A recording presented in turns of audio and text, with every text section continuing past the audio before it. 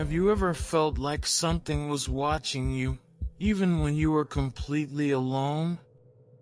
What if the forest you're camping in was never really empty to begin with?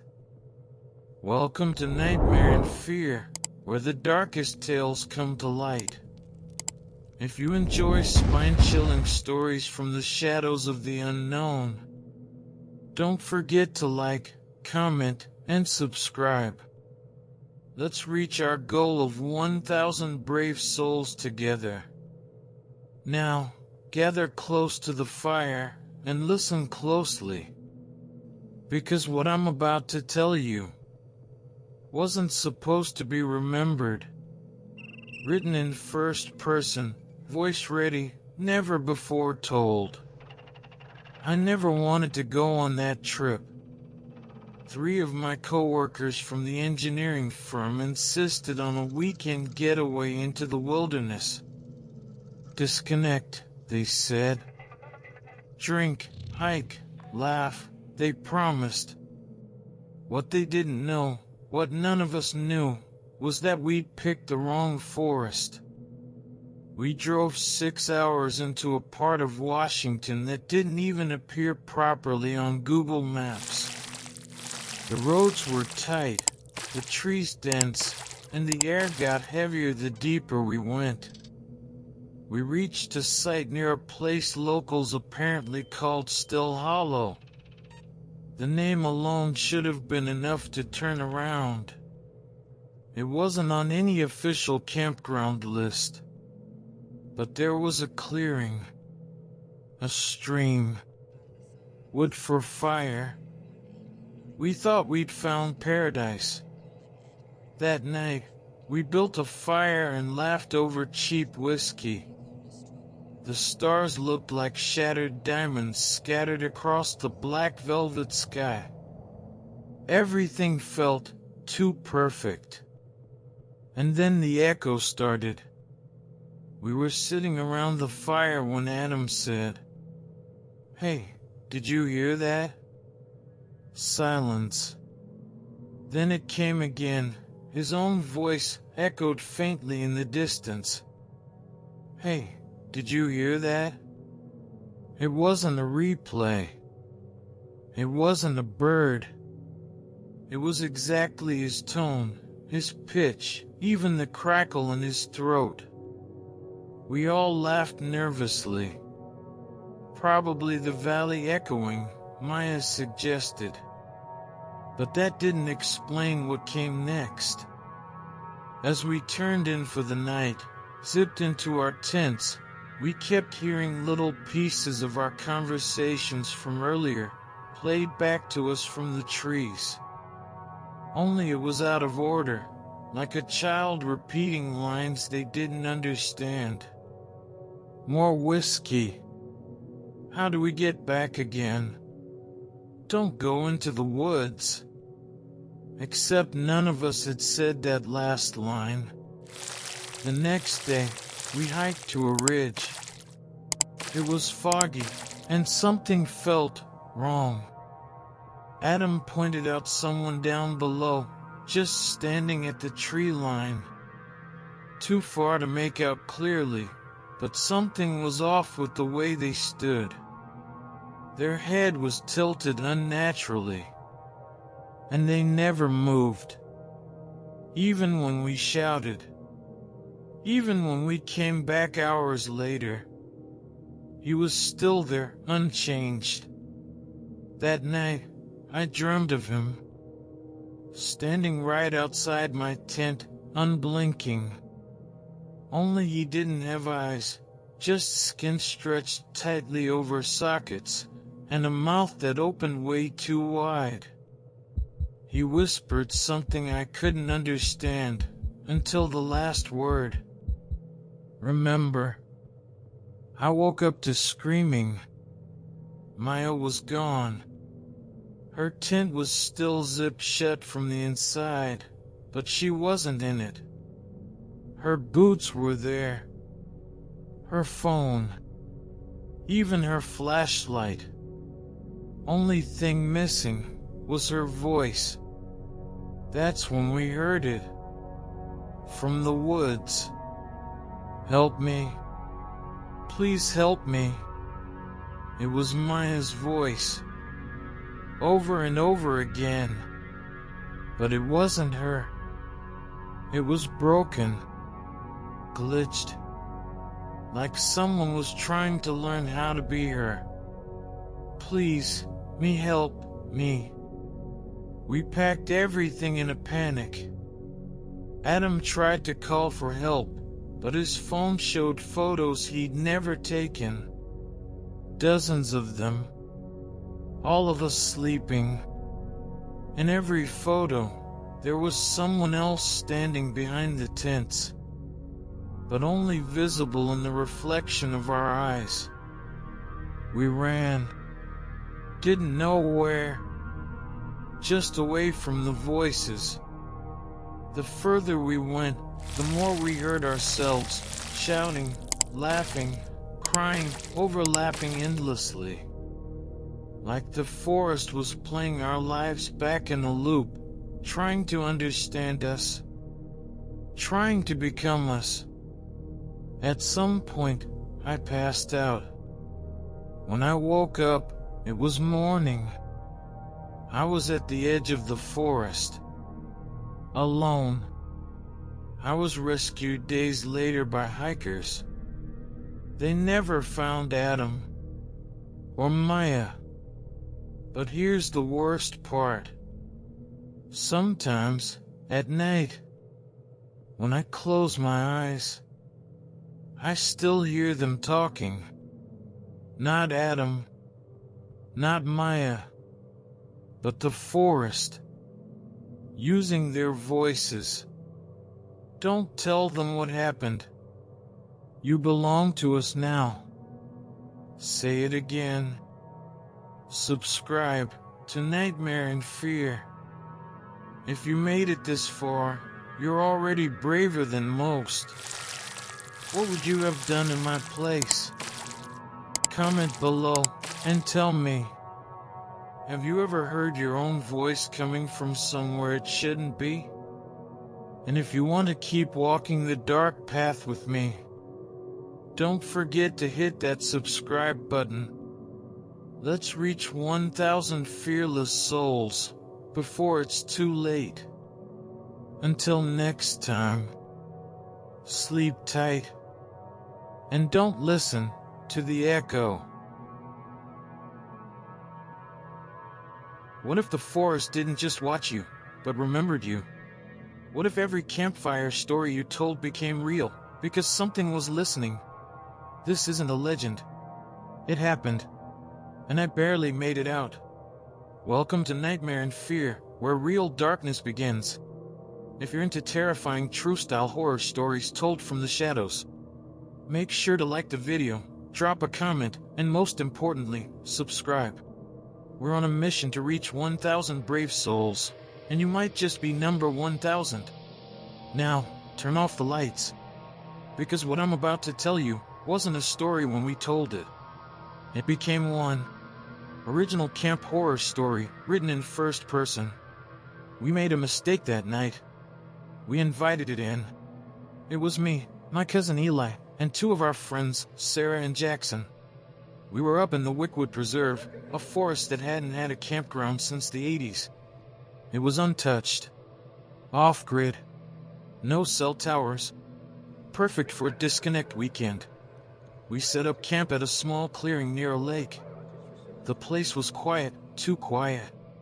No birds. No wind. Even the water didn't ripple.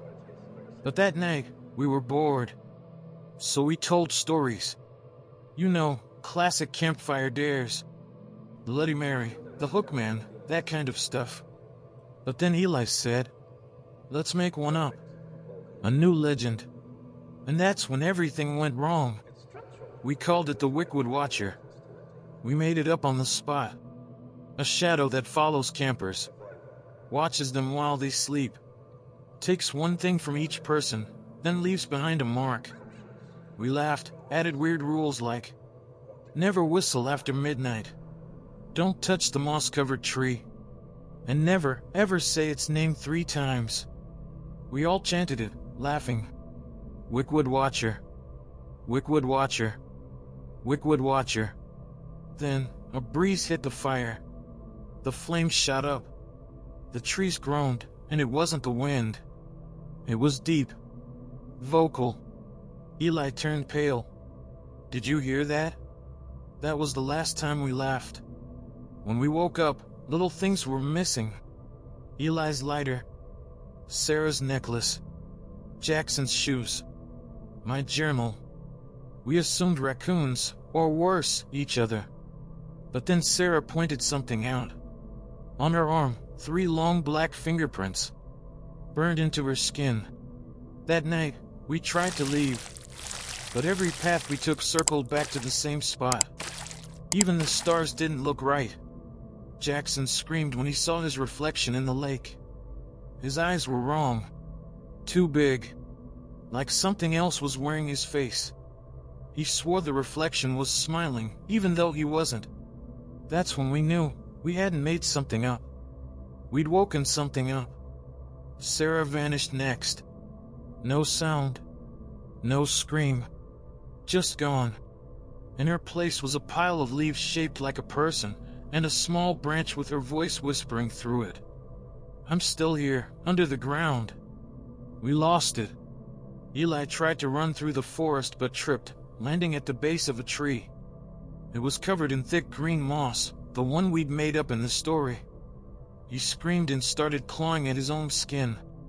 He said he felt roots crawling under it. I dragged him back. That night, he cried and whispered, "He's listening. The Watcher, he doesn't like lies." And just like that, Eli stopped speaking completely. His mouth still moved, but nothing came out. Not even breath. Jackson disappeared into the forest during his watch. I never found him. But I saw something walk out of the dark that night. It looked like Jackson. But his skin was too tight, his limbs twisted backward. And the thing was still wearing his smile. It sat across from me, stared through the fire, and whispered in my voice, "You should never tell stories in the dark, because something might be listening." I don't remember how I got out. I just remember waking up at a ranger station 3 days later. No one believed me.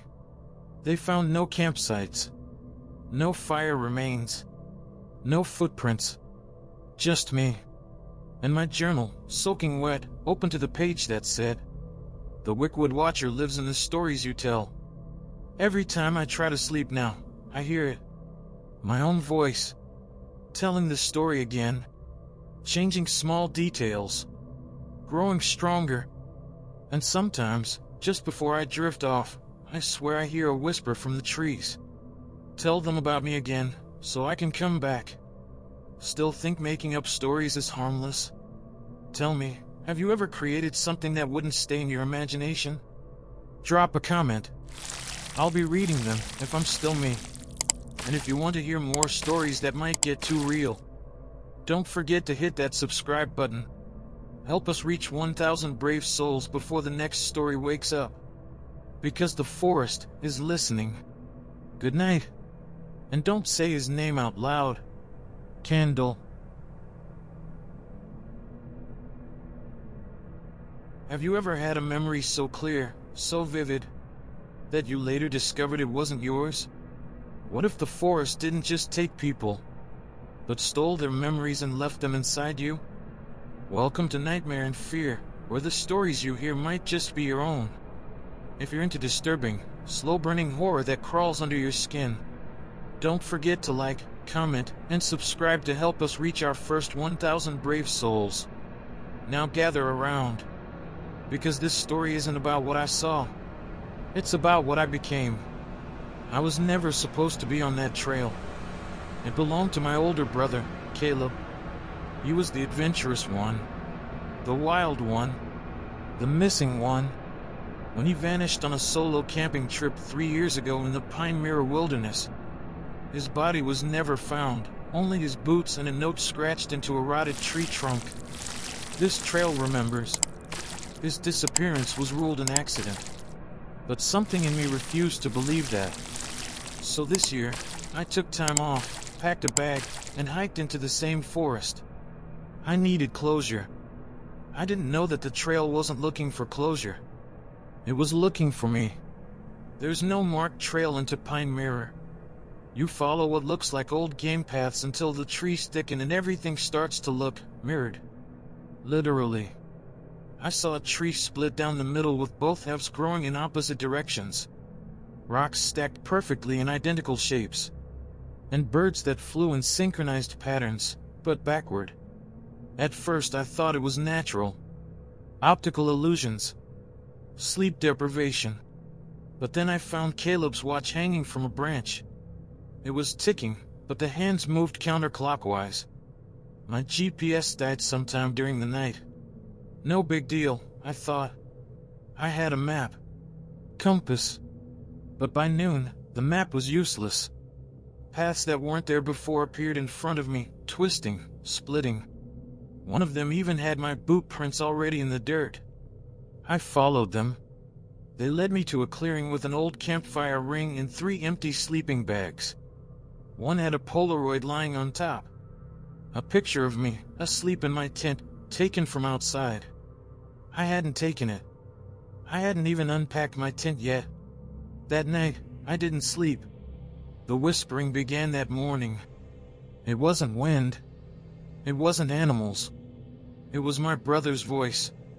You're almost there. Don't stop walking. I followed it. But with every step, I started remembering things that never happened to me. Sitting by a fire I hadn't lit. Laughing with campers I'd never met. Waking up to hands over my eyes, but no one there. The memories kept coming. Clear. Emotional. But they weren't mine. I started to forget my own name. My own voice sounded wrong when I spoke aloud. I found a tree that bled red sap when I touched it. Carved into the bark were dozens of names. One of them was mine. Another was Caleb's. And another was a name I didn't recognize, but remembered being. That's when it hit me. The trail doesn't kill you. It turns you into someone else. It steals your memories, keeps them like souvenirs, and replaces them with fragments of others who walked it before. You don't die here. You become the trail. I don't know how I got out. One moment I was walking in fog. The next, I was stumbling into a ranger's cabin at dawn. They asked me my name. I said Caleb. Then I corrected myself. I think, now that I'm back, I keep dreaming about things I've never done, places I've never been, and sometimes I hear my own voice calling out from the woods behind my house, saying, "Come back. You're not finished yet." And the worst part? I think I left a part of myself back there. But something else followed me out. Would you ever walk a trail that might erase who you are? What if you're already living someone else's memories? Let me know what you think happened to me in the comments. And if this story got under your skin, subscribe to Nightmare and Fear. Let's reach 1,000 fearless souls together, before the trail finds its next storyteller. Sleep light. Think twice before you go hiking. And if the path knows your name, don't answer back. Have you ever woken up in your own tent and realized you're not alone inside? Not a person, not an animal, but something that was always there, just waiting for you to notice it?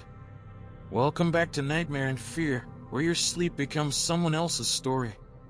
We share the most terrifying, real-feeling horror stories from the edge of nightmares. And guess what? We're this close to hitting our first 1,000 subscribers. So if you're brave enough, go ahead, like, comment, and subscribe. Be part of the first 1,000 who dared to listen in the dark. Now, get ready. Because tonight's story isn't just scary. It's parasitic. We were five campers, all strangers, except me and Brielle, my cousin. We signed up for this weird disconnect retreat in the Canadian wilderness. No phones. No Wi-Fi. No tech. Just pure nature, clean air, and supposedly, peace. The camp was called Echo Pines. But no one told us why it was abandoned in 1998.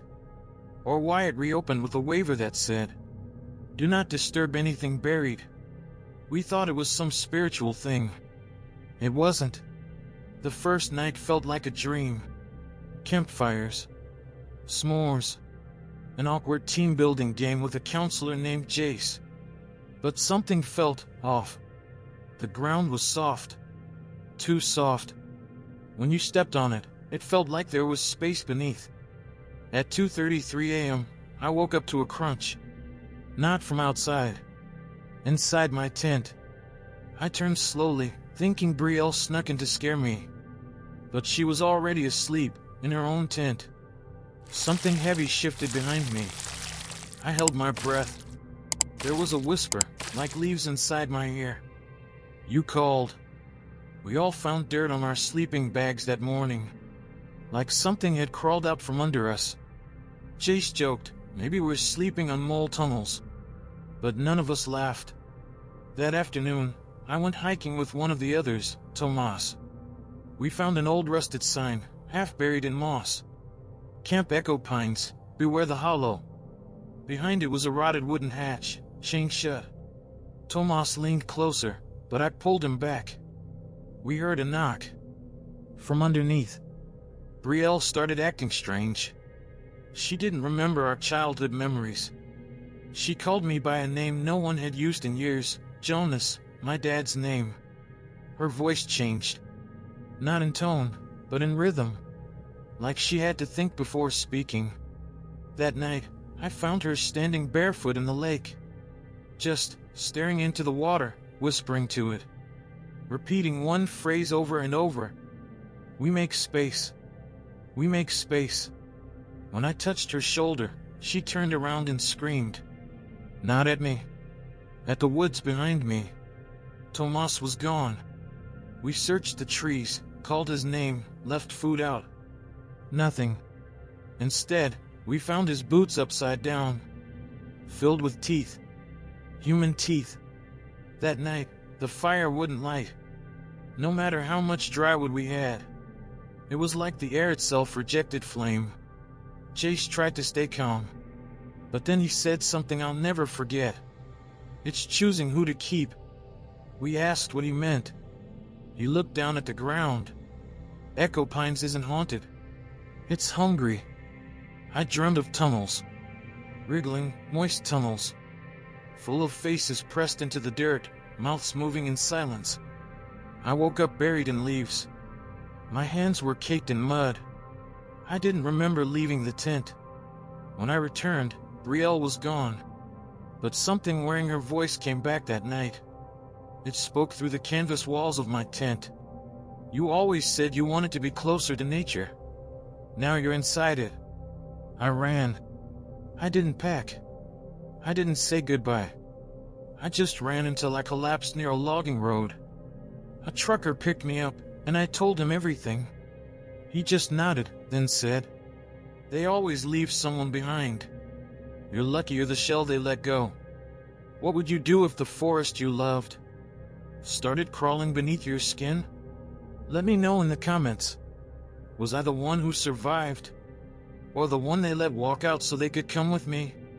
If this story got under your skin, help me reach 1,000 subscribers by clicking subscribe right now. This is Nightmare and Fear. And your next nightmare is waiting. Candle. What if the sounds in the forest weren't made by animals?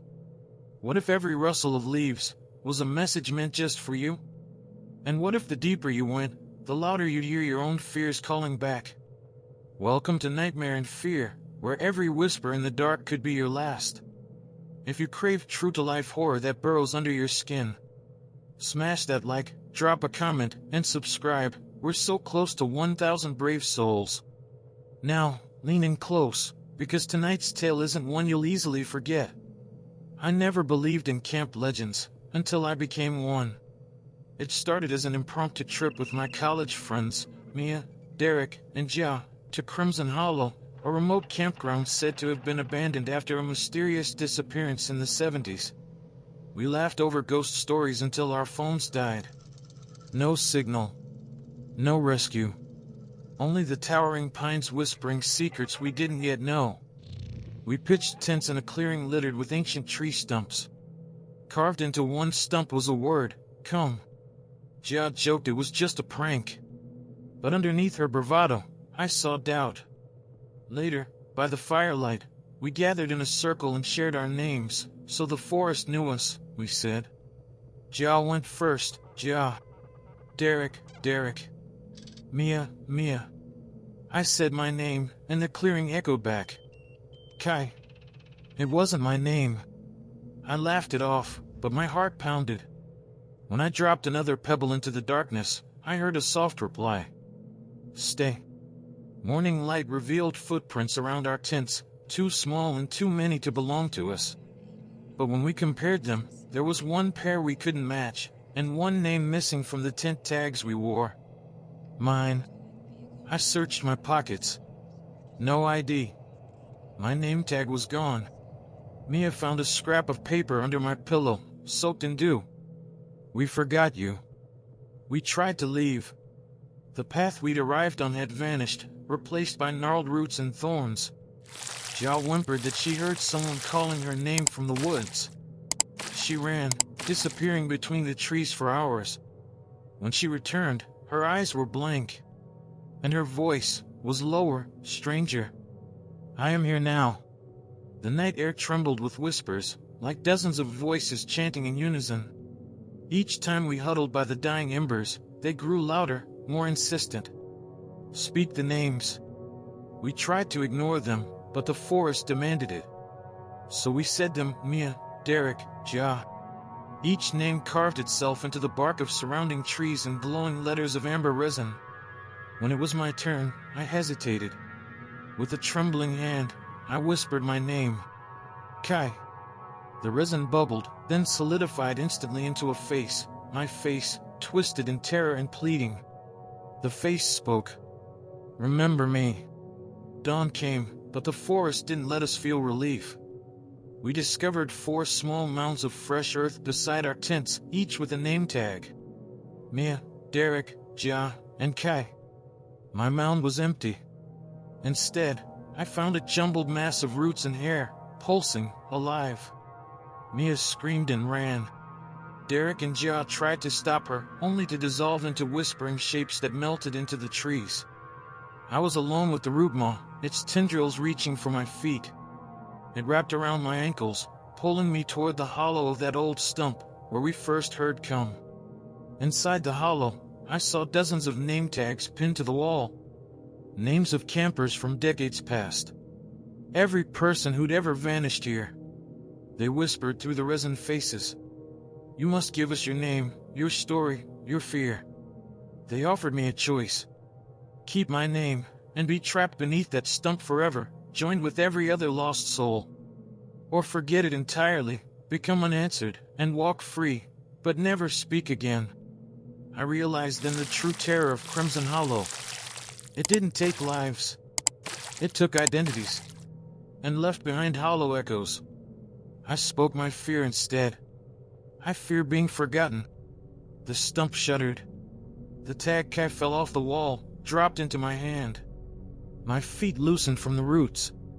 I stumbled back into the clearing, gasping for air. I made it out by sunrise. The park rangers found me wandering the logging road, mouth dry, eyes haunted. They asked for my name.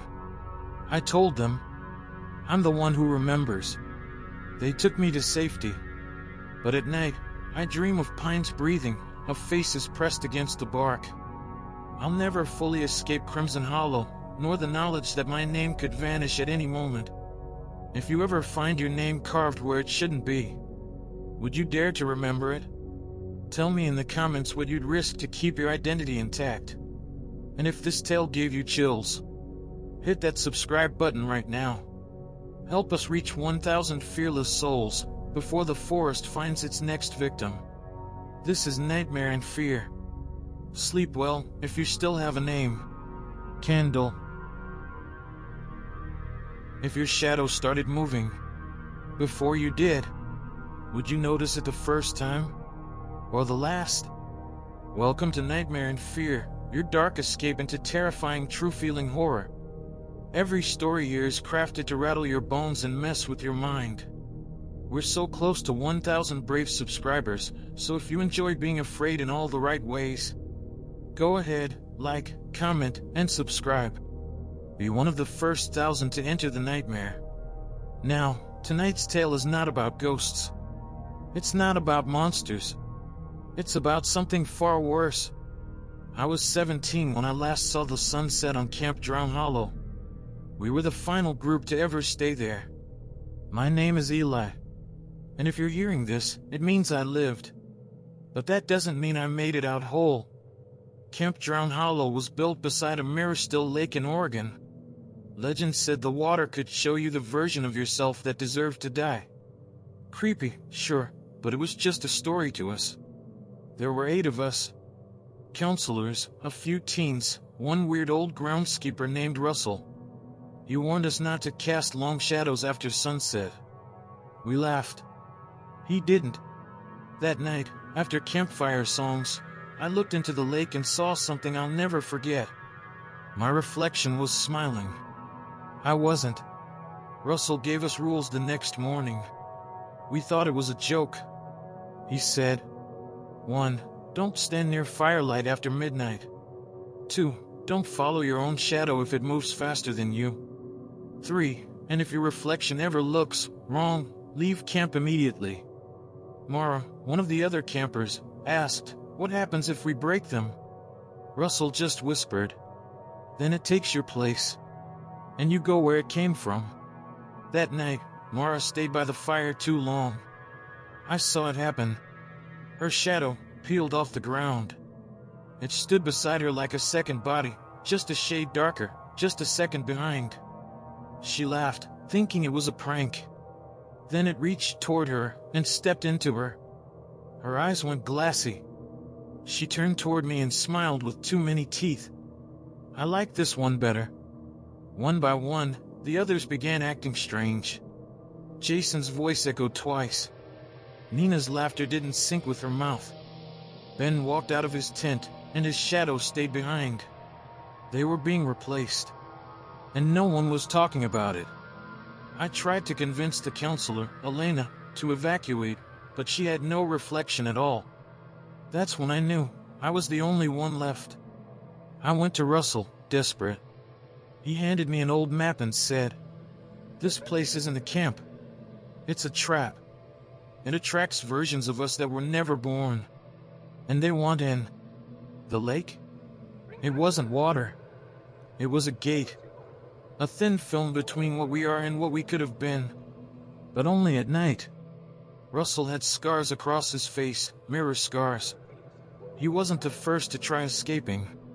Maybe not even the real Russell. It came for me at 3:09 a.m. I woke up with my own hand gripping my throat. Except I wasn't moving. My shadow pinned me down, whispering in my ear in a voice I've never heard. You're the worst version. Let me be better. I grabbed a torch and did the only thing I could. I burned the ground. Burned the tent.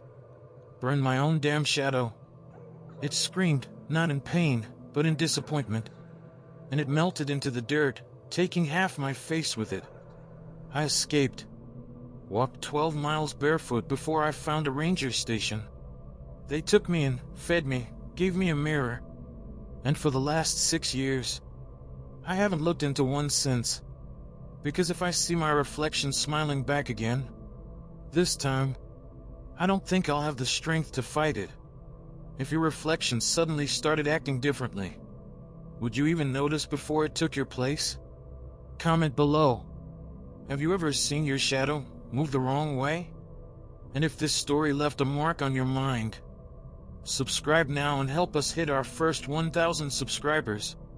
We're growing fast, but only the brave stick around after midnight. This is Nightmare and Fear. And your shadow is already listening. Candle. What if the people you went camping with weren't the ones you came back with? What if something wore your friend's face, just slightly, wrong?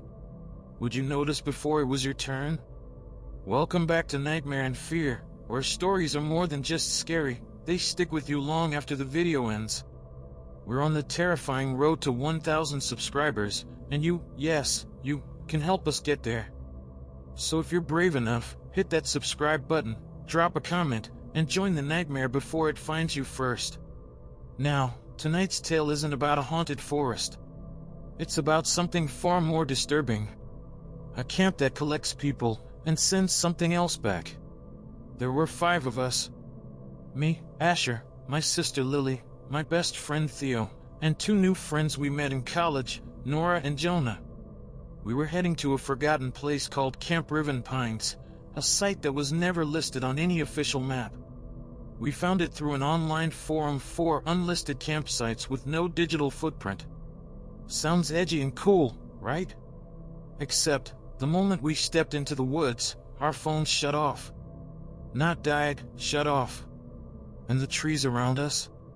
They were identical, like they'd been copied and pasted by someone who didn't know how forests really looked. That first night, I heard someone talking outside my tent. I peeked through the flap. It was Theo. Except, he was talking to myself. There were 2 of me, standing face to face. One silent, one whispering. I stumbled out yelling, and both figures vanished into the trees without a sound. The others said I must have dreamt it. But when I checked my backpack, it was already packed. And I hadn't done that. Lily started humming a tune we both hated as kids, something our mom used to sing at night when she was angry. Theo's handwriting changed. Slanted, twisted. He left a note in my book that read, "You're not the original anymore." Nora began blinking too slowly. Jonah started laughing at the wrong moments. It was like they were doing an impression of who they used to be. Just not quite right. That night, I waited until they all fell asleep. I sat by the fire, determined not to blink. Not to let anything near me. Then Jonah sat down beside me. Said nothing. Just stared. I turned to say something, and he was already asleep in his tent. But this Jonah? He turned his head full circle like an owl, smiled with teeth too flat, and said in my voice, "You don't get to leave. You're someone else's arrival." I didn't sleep that night. At dawn, I walked until I found what looked like a stone archway deep in the woods. Behind it, a second version of our camp. But empty. Frozen in time. The fire still burning from the night before. I stepped through, and everything reversed. The others were waiting on the other side. Each of them holding something personal of ours. Theo's old sketch pad. Lily's broken glasses. My baby tooth necklace that I lost when I was 10. They whispered in chorus. "We're better. Stronger. You go now." Then they turned and walked back toward our world. Wearing our clothes. Using our voices. Taking our lives. I'm not sure who I am anymore. I'm back, yes, but I don't feel whole. I don't dream like I used to. Sometimes, I see Theo in the mirror, blinking at a different time than me. And Lily? She hasn't spoken since we got home. Maybe we got out. Or maybe we're just what came back. If someone replaced you tomorrow, would your friends even notice? Would your voice sound just a little too perfect? Let me know in the comments.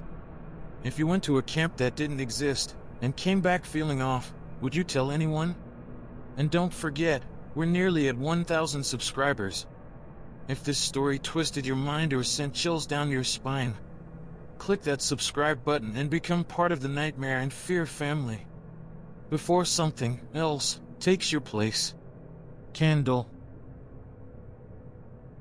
What if you woke up, and your name wasn't yours anymore? What if the forest whispered secrets that only you could hear? And what if a camp existed only to unmake you, piece by piece? Welcome to Nightmare and Fear, where every story feels like a memory you forgot you had, until it's too late. We're on the edge of a dark milestone, 1,000 brave souls who dared to subscribe. be part of it. Like, comment, and subscribe right now. Before this story ends, and you forget who you are. My name used to be Cole Matthews. At least, I think it was. I'm telling this story now because something is wrong with my memory. But not in the way you'd expect. It's not forgetting that scares me. It's remembering things I never lived. We arrived at Camp Brookvale in late August. Just 4 of us, me, Jules, Ray, and Liv. The camp wasn't on any modern map. Jules found it in her grandfather's hiking journal, handwritten and marked only with the words, "The place that remembers." We thought it was a joke. We set up tents near the lake. It looked normal, but the moment we crossed into the tree line, I felt heavier. Not physically, like the air itself was remembering how I used to feel. At night, I dreamed of people I've never met, calling me by a name I didn't recognize. Ray woke up with a birthmark on his arm that wasn't there before.